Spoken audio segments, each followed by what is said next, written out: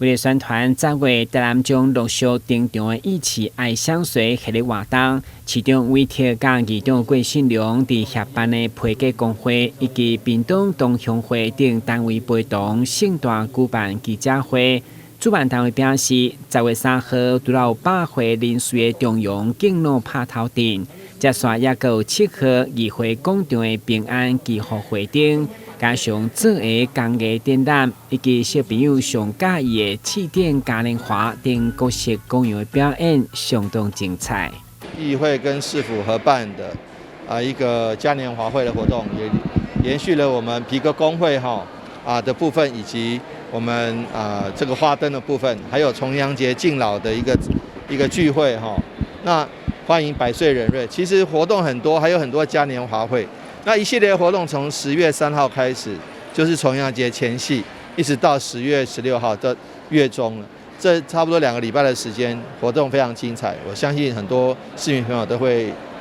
愿意很高兴的来参加。所以我们希望说，不管是重阳敬老，不管是屏东同乡会，不管是花灯，不管是皮革都是百工百业的这个许多各行各业的活动，一起来欢庆这个10月份的活动。台南市政府和台南市议会举办一起爱香水的这个活动，他们结合了屏东同乡会，还有我们的皮革工会整个的嘉年华。那整个一系列活动呢，非常的有看头，尤其是今年特别有2个创举。第一个是这个主灯呢，是得到法国公开奖项的冠军，也是我们台南市民自己制作的主灯还有另外就是气垫嘉年华，是全部免费让孩童来游玩。那结合这次的活动希望能够给台南市民不同的感觉，欢迎所有来自全国以及台南市民共同来参加。今年议会平安会灯特别推荐的主灯灰蝶花舞，是由台南在地优秀的灯艺师吴文全所设计。7月一度拿下法国 NDA 国际大奖比赛金奖，也是台湾参赛者第一摆摕到冠军，相当有看头。我们就把孔雀开屏这个没有人敢尝试的这种高难度的这组灯融入到我们的花灯里面，结果造成了非常大的震撼也非常轰动一传十十传百，然后我们每一场的展演都是人山人海，大家非常怀念。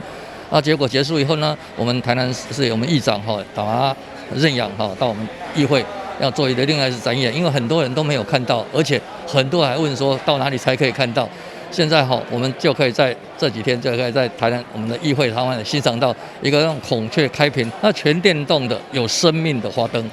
它包括从它的花蝴蝶到全部的360旋转，还有看到开屏那一种是非常感动人，配合它的灯光的展演，真的是没有来你可能会遗憾。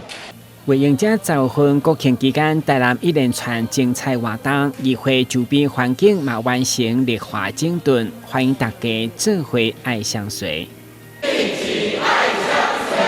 欢迎你参加。台新闻顾问及林根采访报道。